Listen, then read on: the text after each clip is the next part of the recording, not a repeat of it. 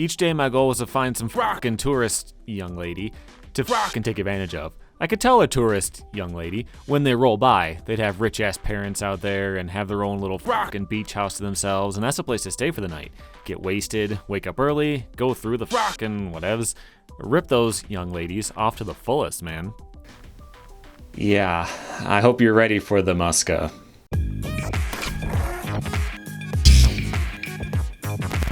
Welcome back to Rad Rat Video, a channel where you can learn new things about skateboarding. Here on this channel, I do everything and anything I can think of with skateboarding.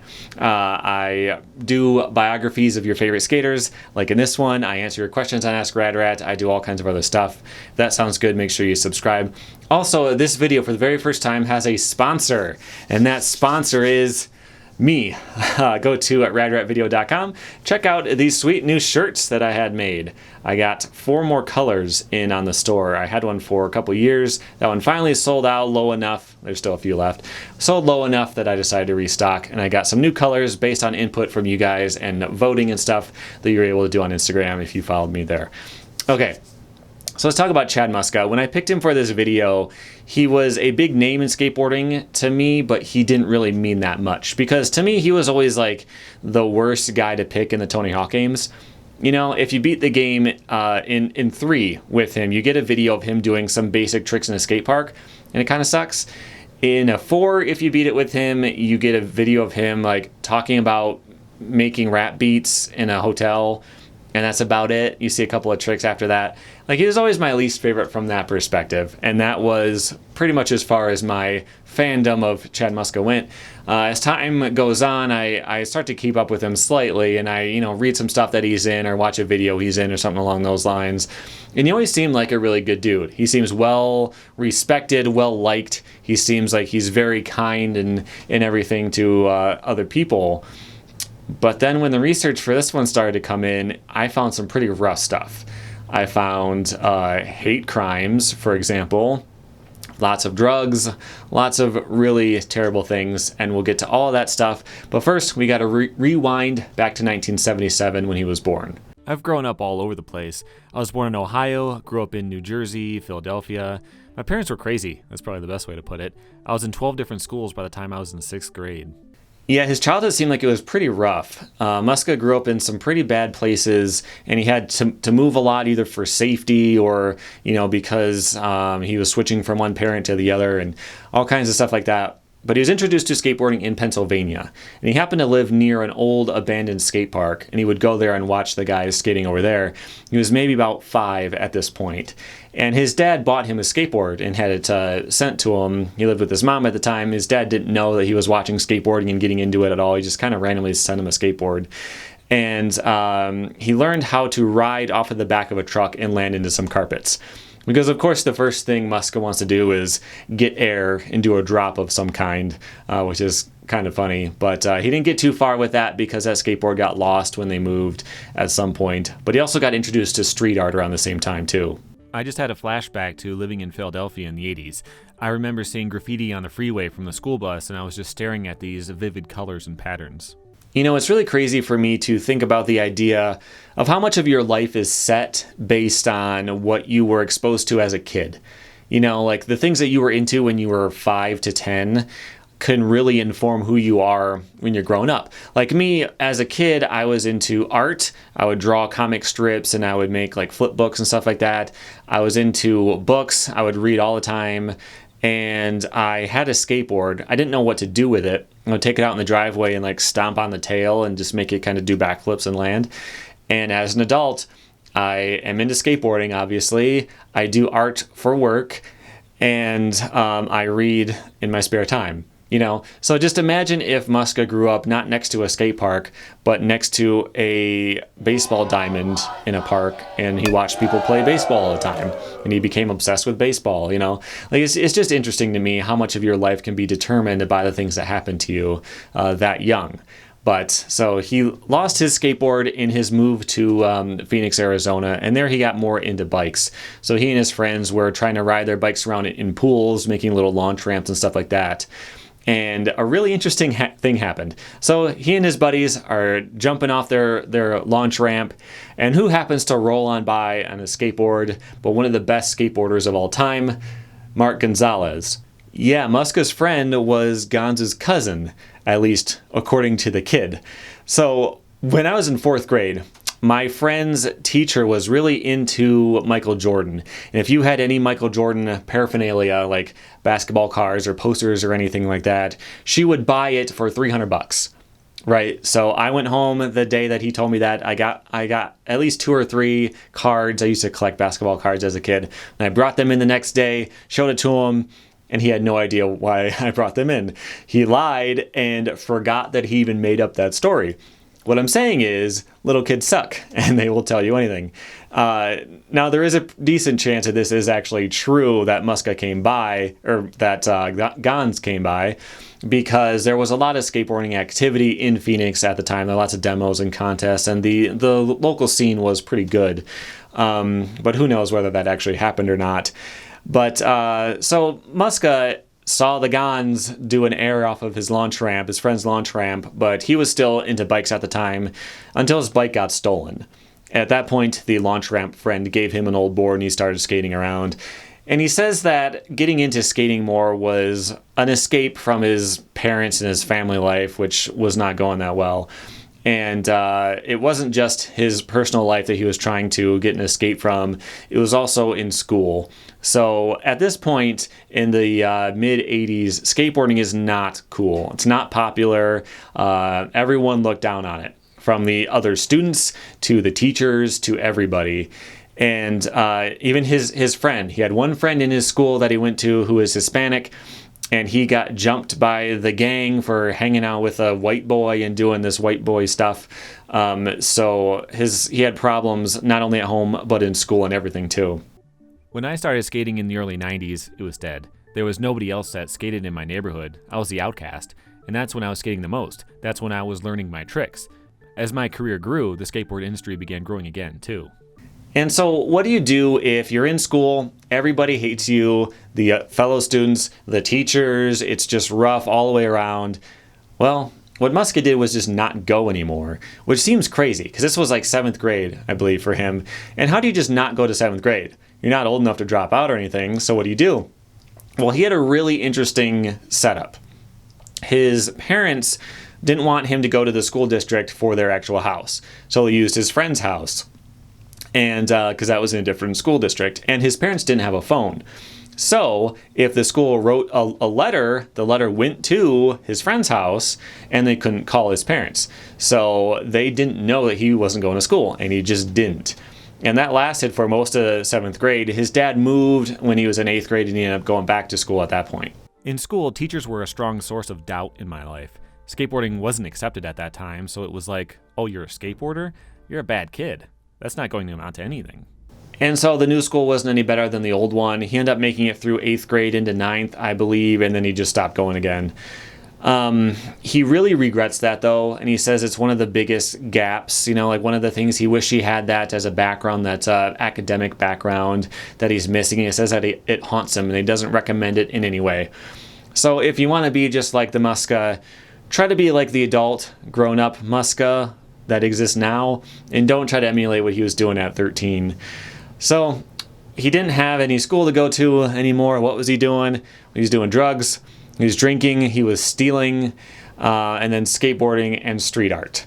And luckily he had the skateboarding and street art because some of his crew there in Phoenix got deeper and deeper into the drug part of it, and some of them actually ended up dying. But luckily, he was skating, he was doing his street art and everything, and he was splitting time between Phoenix and Las Vegas. And his crew in Las Vegas was a little less crazy. Probably still pretty crazy, but not dying crazy. So that was good for him. When he was in Las Vegas, he actually got his first sponsor, which was a GNS, which became Maple, and that's where his first video part came out. So keep in mind, this is 1994, just a couple years after that tech era where everyone was going slow and grinding curbs. And you see Muska coming in with quite a bit of speed and going for it with some more simple tricks than you would have seen at that time, but with speed and style. See him doing a tail slide on a hubba and a nollie lip slide, both of which are some of his iconic signature tricks. But I found this line to be pretty interesting because it's got some switch in it. He's got a switch ollie, switch flip, and I think there's a switch backside flip. But keep that in mind in a minute. We'll talk about him and switch and something that happened with that in the near future. But it's impressive that he was able to do that. Also, a kickflip back tail, or maybe that was a susky. I'm not entirely sure. But you do see some more technical stuff in this part. You'll see one of the more technical tricks he did right here, actually. Tray flip no slide, which, you know, on a curb, but still pretty cool. Ends it off with a nice clean backside flip. So Maple gets this footage, they like it, they think he's good, they decide they want to fly him out and get him in a contest. But a couple of days before the contest, he's practicing at a skate park and he breaks his ankle. And he breaks it bad. He has a plate and 9 pins in it to this day, right now. And it's in his right foot, his back foot. And he says that he never really regained the full range of motion in his right foot, and that's what holds him back from doing switch, which is pretty interesting. So like his more recent parts, he's done switch frontside flips, switch ollie maybe, like stuff like that. But he can never do anything technical with his right foot again, which is pretty crazy. So he gets hurt badly. He tells Maple what's going on. They say, hey, give us a call when you're healed. And I guess that's it. So what does he do when he can't even skateboard anymore? Also, for me, art is an extension of skateboarding, and they just complement each other, kind of, you know? I had some injuries over the years, and art has always been a part of my life. I'd be into graffiti as a teenager and all that, but I didn't even know that that was art. At the time, it was just graffiti for me. I didn't like art, but I liked graffiti, you know? So without being able to skate, he put more of his time and effort into graffiti, and that was going okay for him until he got busted, and he was facing juvie and community service. I moved back in with my mom in the fucking trailer park and got a job with my mom's boyfriend. I worked for 3 months driving a forklift. I saved up all my money and then just bailed to California. I haven't really talked to my mom since then. It was either stay in Phoenix, work a shitty job and do community service, or catch a ride with these girls to San Diego. And that sounded like a better plan at the time. In the 90-somethings, California was a dream come true. It was heaven. I was broke, I was homeless, I had nothing, and I was just happy. I loved it. Nothing mattered because the beach was there and this energy of skateboarding was just kind of starting up again. Instead of serving his time, he just bailed and moved to San Diego, which is interesting because he knew one person there and he couldn't even skate. So it's not like he was trying to move there to advance his skateboarding career or anything like that. It was just somewhere to go. And so he went there, he was living on the beach. He still had his really bad ankle, so he had a cane. So he was hobbling around the beach all day, drawing tag ideas in a sketchbook, and just trying to find a place to stay that night. So he was trying to pick up girls and be as drunk as possible all the time. Our mission each day was to find somewhere to crash at and someone to feed us. My daily plan was to wake up and get a 40 to help get this shit going. I lived on the beach for fucking like 3 years, dude. We used to just kick it there every day. There was this one young lady's pad we used to stay at all the time, this chick Stephanie. We used to just take advantage of the pad. So what does a real Chad do when he's homeless? Tries to hook up with girls, take advantage of them, get as much out of them as he can. He's also getting into the rave scene of the 90s and doing ecstasy and stuff like that. And he was also committing hate crimes, which I said it in the beginning and I was not exaggerating. Here's the story. Our house was on the main strip where all the gentlemen walked up and down. We had a balcony right there and we used to get wasted every night and talk shit and throw shit at gentlemen all night long. Yeah, in context, he definitely meant what he said. He wasn't using that word as a generic insult for passersby. He meant he was throwing things and assaulting gay people, which is rough. In fact, if you read that whole Big Brother article about him, he says a lot of really rough things. He was probably involved in some super sketchy, illegal stuff aside from the hate crimes. But he said that looking back on his life, this was a very cherished time in his life where all he had to worry about was like finding a place to stay and trying to skate. But I think he would probably do some of the details a little bit differently. But so time's going by. He's living his life. His ankle's starting to heal. He's doing a little bit better. He's able to skate more and more. He starts to film for the second video from Maple. and it didn't make it to that video, but I found some other footage of his from 1995. This was in high five, so let's take a look at that real quick. One thing that really impresses me about this part is that all the spots are basically modern. Like, you could still go out and skate all this stuff now. It's not like he's skating tiny little curbs and stuff like that. He's skating like modern types of stuff. One trick that is of note is this next one right here, Nollie Muska flip. We'll talk about that in a minute. That's his first ever Muska flip on video. It's nollie, and it's not like fully vertical like some of the ones he does later, but it's close. And of course, he's got his iconic tail side to fakie, which I always like. And I like that nollie front heel as well. Lots of big handrails and stuff in this part. So he's stacking some footage for Maple, and his roommates, who were friends with Josh Kalis and Jamie Thomas, those two ended up coming over and seeing some of the footage, and Jamie Thomas invites Muska out to go skate with him. By the way, I have a video about Jamie Thomas right here with the story about how he personally insulted me before, but I still think he's a pretty cool dude. Check that out after this video. But yeah, so they go out. Jamie Thomas records Muska doing a front Smith on a handrail, and it makes it into a Transworld checkout article in May 1995. One word sums up the way that Chad carries himself: reckless. Easily pressured into trying anything. Chad is one of my favorites to skate with. Working hard to come out strong, Chad will stop at nothing.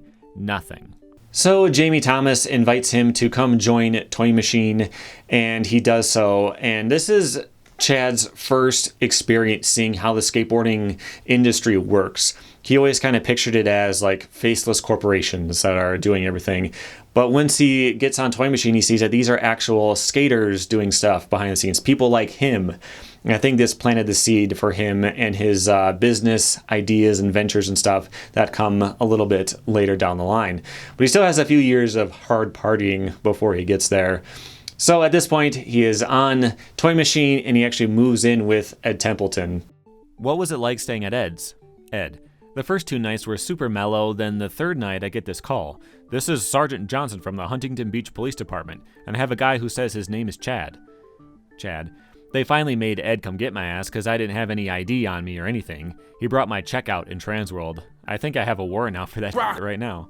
You know, at this point in my life, I'm always thinking about what the poor team manager has to go through trying to wrangle a bunch of drunk and high teenagers to go get stuff done and getting calls from the cops in the middle of the night and stuff like that. But that's just the beginning of some of the Muska stories. I got 2 more for you. Okay, unfortunately this story was a little too spicy for YouTube. I would have had to censor it so badly that you couldn't even tell what was going on. Basically, Chad Muska and Tom Penny are fans of a particular cooking herb that they like to use.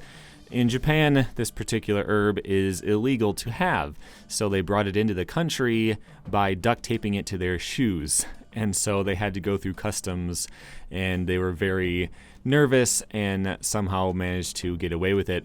But the punishment for being caught with this much of that particular herb is very, very strict, and it could have been a major problem.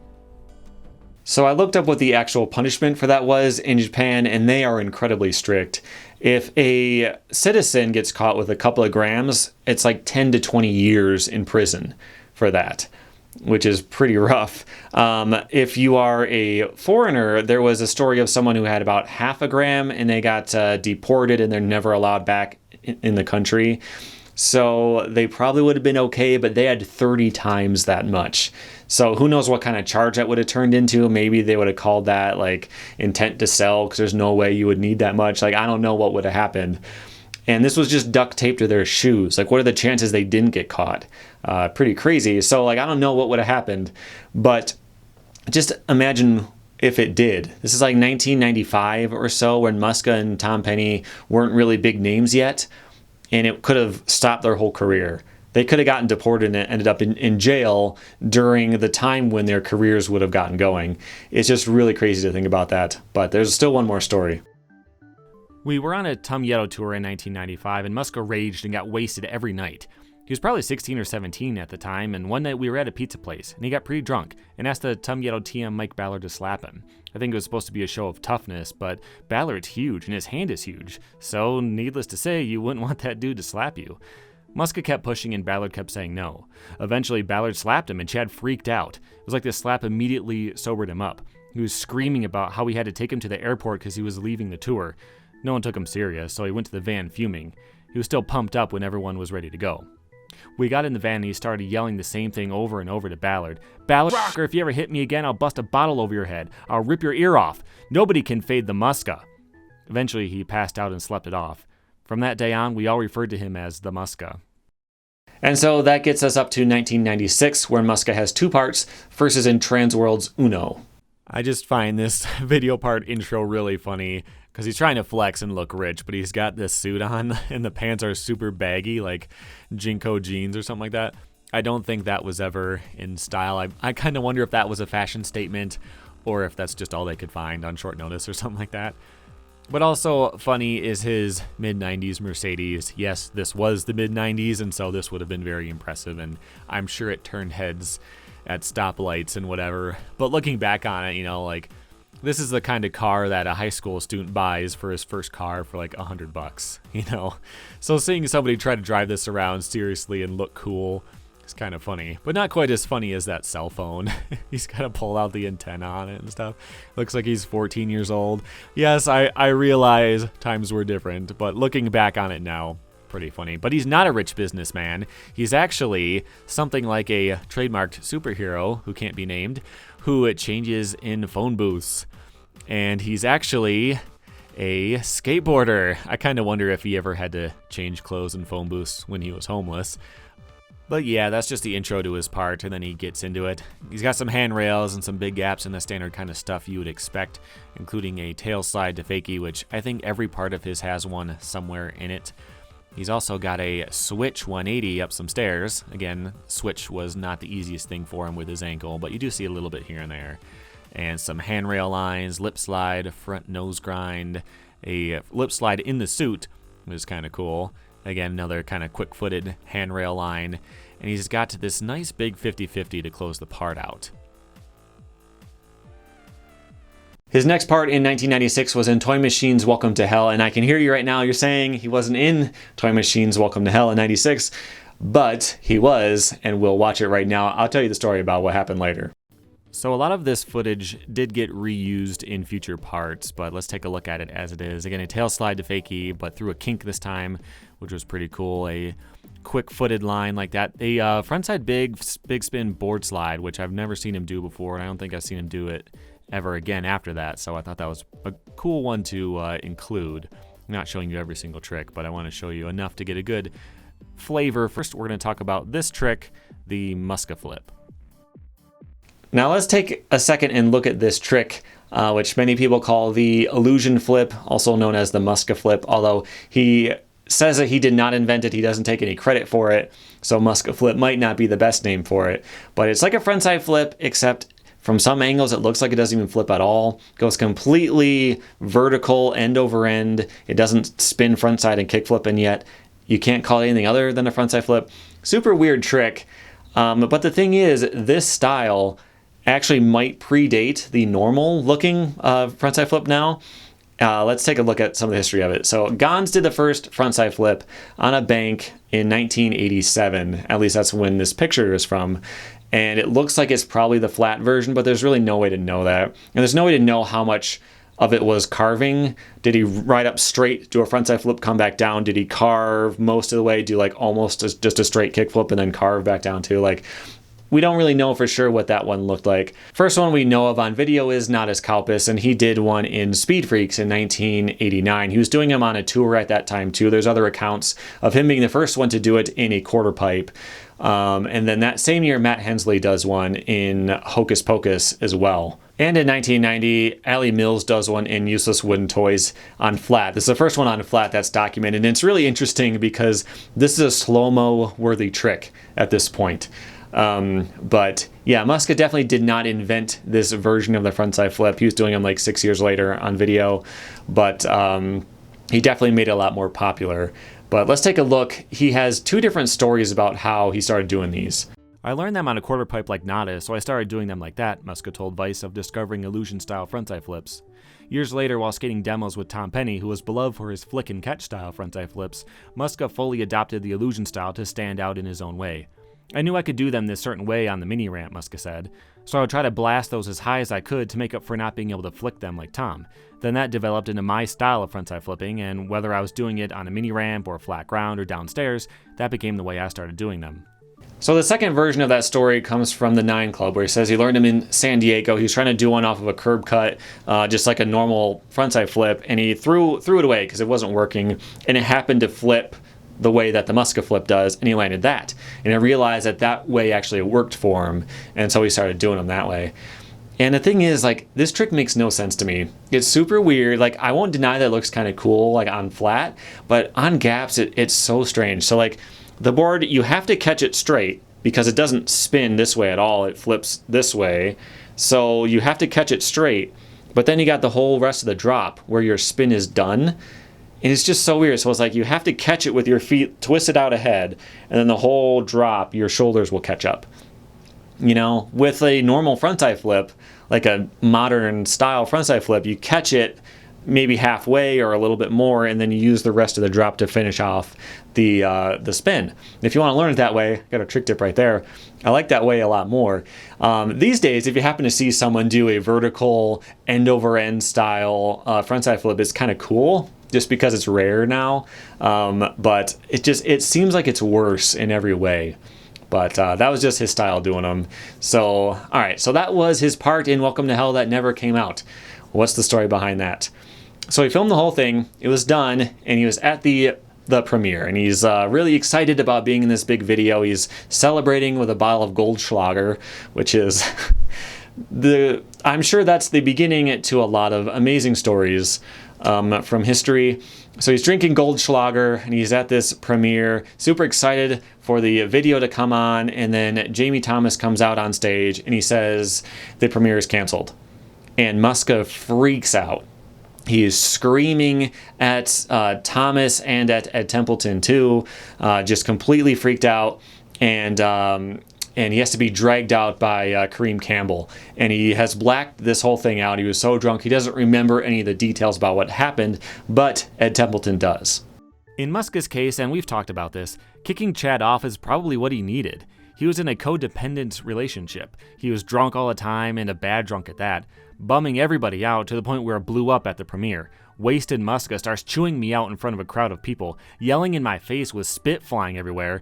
That's not why I got into skateboarding. I kicked him off on principle, which is what he needed. He was a burgeoning superstar, but everyone was being a yes man to him. To have someone say to his face, "You're being a you," was eye-opening. They are still friends after all this time, though. We talk all the time randomly and through Instagram. He posts some old photos of me and stuff. Let's take a closer look at that multi-kink 50-50 that he did. This was probably the craziest handrail done at the time, and Skateboarder magazine wrote an article with 15 facts about it that you don't know, and it's pretty interesting. So Satva Leung, sorry if that's mispronounced, he's poaching the shot in the background. You can see him there. So when this shot was taken, Toy Machine was going to keep it safe, and use it as the poster for the Welcome to Hell video, because it was a big deal. Like, this trick was insane at the time. Still crazy. You might see it as a feeble now or something like that, but this handrail was crazy. So they had this picture in their back pocket. They're really excited this is going to be a good marketing tool in the future. But Satva's version of the picture that he poached ended up as a subscription card in Transworld. And he says that they stole the picture from him. They say that he gave it to them. We don't really know exactly what happened with this picture, but just imagine, like, this was going to be the big deal ad that's going to sell your video, and it ends up on the subscription card. It's not on the cover. It's not, like a full page ad. It's on the subscription card. It's a little throwaway thing. Like, it's a pretty rough way for such an epic trick to get introduced to the public. But there are a few more facts in this article that I think are really interesting, so let's take a look at them. Number 11. Known for 50-50ing anything in his path, James Riff later tried to grind the same rail from the other side, hitting it backside. He never came close. 13. Disgusted by the scene, a crowd of 30 people watching, filmer Lee DuPont bet his life that Muska wouldn't make it and left mid-session before he landed it. Lee's still alive. 14. The photo is actually a still pulled from a sequence shot by photographer and professional partier Theo Hand. On the actual make, Theo was reloading film into his camera and missed the sequence. So this was one of the craziest tricks ever recorded, but at this point he doesn't have a sponsor now. And he does seem like he's pretty terrible to work with, but no doubt he's going to end up somewhere. But where's he going to end up?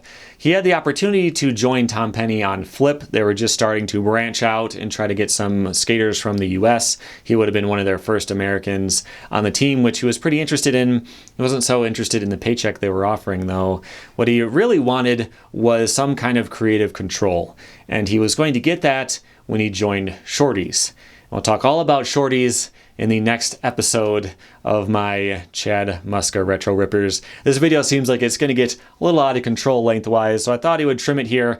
Next time we will talk about his skating on Shorties. We'll talk about Muska beats. We'll talk about his racially charged vandalism arrest that ended up on TMZ. We'll talk about all that kind of stuff and catch up with where he is right now. Make sure you subscribe so you don't miss that. Before we go, I want to thank Stevie Rich, who is my research assistant on this one. She was a great help getting all this stuff together. Big thanks to her, because I may be able to do some of these bigger projects now with someone to help out with that kind of stuff. So thanks to her. And also thanks to everyone who sponsors me on Patreon to help get this kind of stuff done. So next week on Friday at 3 o'clock Mountain Time, which is 5 Eastern, 2 Pacific, and like midnight in the UK or something like that, I will release part 2 of this video. So stay tuned for that. Make sure you subscribe, hit the bell, hit the like button, do all that YouTube stuff, and check out something to hold you over. This video may be part 2 if you're watching this in the future, but for now, watch that stuff, and I'll see you next week.